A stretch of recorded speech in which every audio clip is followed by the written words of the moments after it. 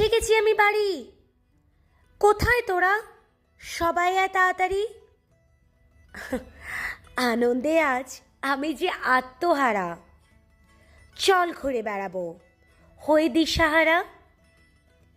পেরিয়ে যাব উড়ে বা ভেঙে সব বাধা। জানি তোদের সাথ আছে চিরকাল বাধা। হ্যাঁ, আজ বাড়ি ফেরার গল্প। বাড়ি তো ফিরতেই হবে, তাই নয় কি? ওই যে ইংলিশে একটা কথা আছে না, home is wire the wifi connects automatically. ঠিক তাই। আসলে ওয়াইফাইয়ের স্পিডটা একটু না পারলে কিভাবে আপনাদের পৌঁছে দেব এই ভিডিওটা। কিন্তু তার আগে আপনাদের সবাইকে welcome to my channel where my heart goes. আমি তানিয়া মিত্রা। তো যাই হোক, বাড়ির গল্প তো সাথে থাকবেই, কিন্তু তার আগে আপনাদের জানাই, ইয়ারকার্ডে আমরা যে কালিউড ফল দেখেছিলাম তারপরে কি হয়েছিল, মানে সানডের গল্প। Hello again.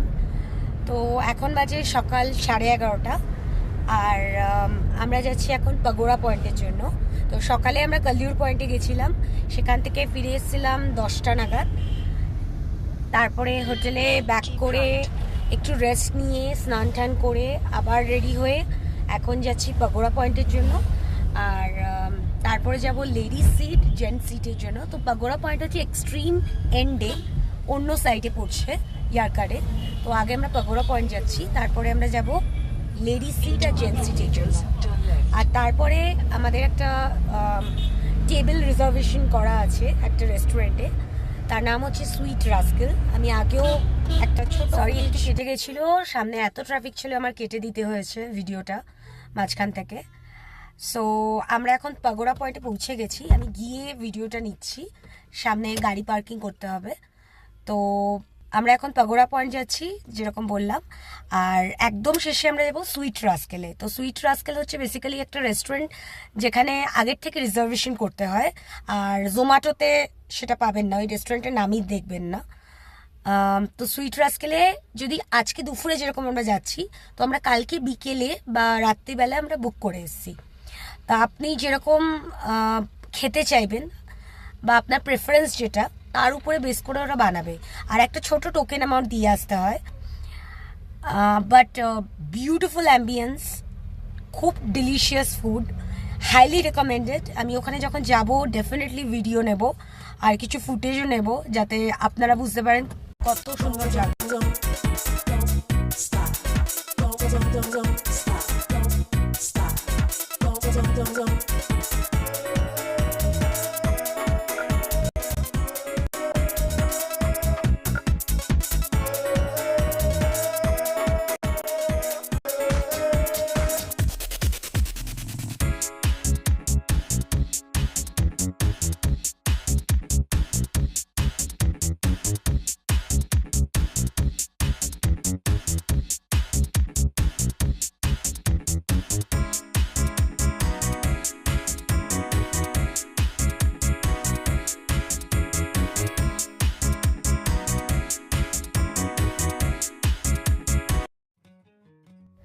হ্যাঁ, এটি পাগোড়া পয়েন্ট।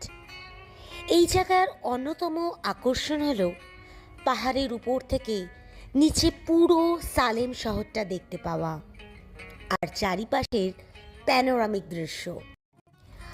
কি অপূর্ব নীল আকাশ, আর তাতে নির্ভার সাদা মেঘ কি সুন্দর নীলের শোভা বাড়াচ্ছে। বেশ গরম ছিল সেদিন, অনেক বেলাও হয়ে গেছিল, তাই ভাবলাম একটু আইসক্রিম নিয়ে নেওয়া যাক। আর আইসক্রিম নিয়ে চলে গেলাম নিজেদের ছোটবেলাকে খুঁজতে। দেখুন কিভাবে আমরা নিজের ছোটবেলাকে খুঁজে পেলাম।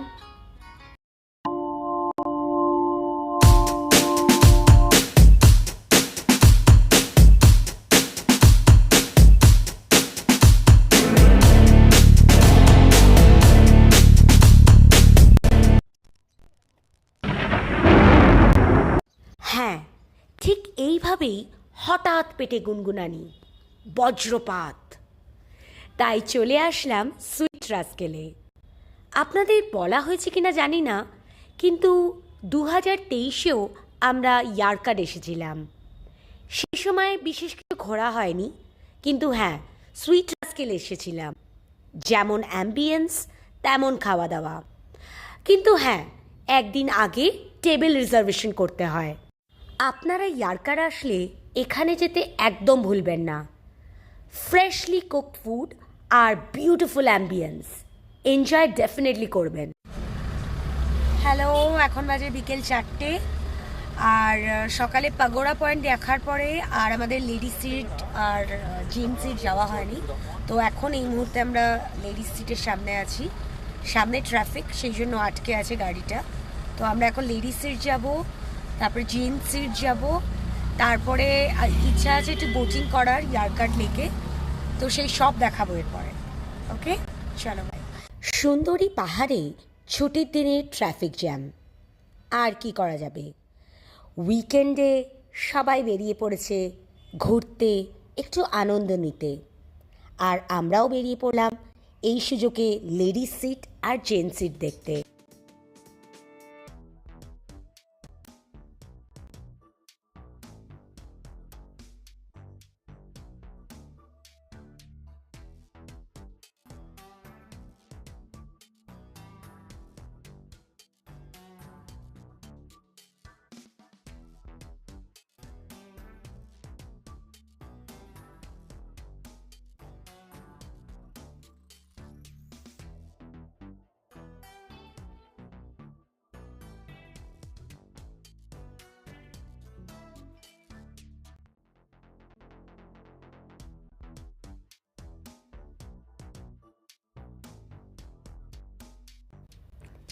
এটা লেডিস সিট আর একটা ভিউ পয়েন্ট।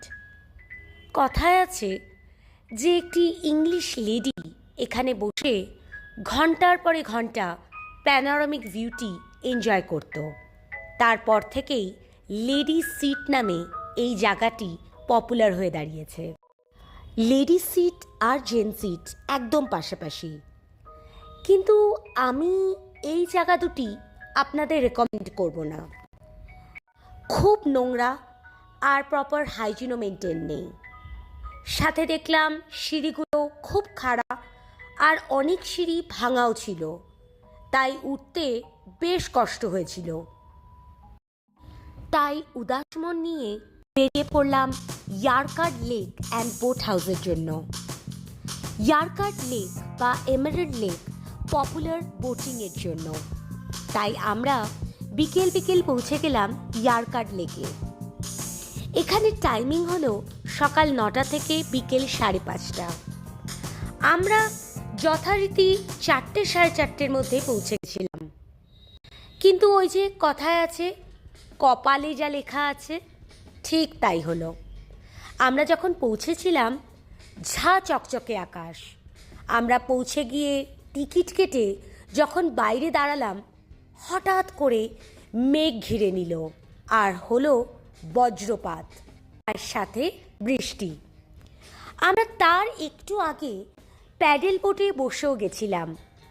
আমরা কিছুটা যেতে না যেতেই এমন বৃষ্টি নামলো যে আমাদের ফেরত আসতে হলো, আর বেশ অনেকক্ষণ দাঁড়াতে হলো সেখানে।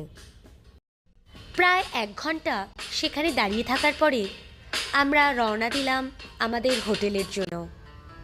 হোটেলে গিয়ে বেশ কিছুক্ষণ রেস্ট নিয়ে চলে আসলাম গ্র্যান্ড প্যালেস হোটেলে। এটি তারই দৃশ্য। বেশ ভালো অ্যাম্বিয়েন্স, খাওয়াও ভালো ছিল, আর সার্ভিসও বলবো বেশ ভালো। বৃষ্টি ভালোবাসে না এমন মানুষ অনেক কম। আমিও ভীষণ ভালোবাসি বৃষ্টিকে, কিন্তু সেদিন আমি ইয়ারকাড লেকে একদম ভিজে গেছিলাম, তাই রাতে আমার একটু ঠান্ডাও লেগে গেছিল। তা যাই হোক, ওষুধ খেয়ে একটু রেস্ট নিয়ে পরের দিনের জন্য রেডি হয়ে গেলাম। সকাল সকাল বেরিয়ে পড়লাম হোটেলে চেক আউট করে একটা ছোট্ট রেস্টুরেন্টে ম্যাগি খেতে, আর তারপরে স্কাই রোকাতে গেছিলাম। স্কাই রোকা হচ্ছে স্কাই ওয়াকের জন্য ফেমাস। আপনারা একবার স্কাই রোকাতে যেতে পারেন, সেখানে ব্রেকফাস্ট শুনেছি ভীষণ ভালো। আমাদের যদিও খাওয়া হয়নি, কিন্তু বন্ধুদের থেকে যা শোনা এখানে খাওয়া আর সার্ভিস দুটোই ভালো। তারপরে সেখান থেকে রওনা দিলাম বাড়ির জন্য, আর শেষ হলো আমাদের ইয়ারকাডের এই যাত্রা। সো ডিয়ার ভিউয়ার্স, আপনারা বলুন আমার এই ভিডিওটি কেমন লেগেছে। আপনাদের কমেন্ট পড়ার জন্য আমি খুব ইচ্ছুক। প্লিজ কমেন্ট করবেন, আর লাইক আর শেয়ার করতে একদম ভুলবেন না। আমি কিন্তু ওয়েট করে থাকব। চলুন আবার দেখা হবে। আর আরেকবার thank you for all your love and support. By.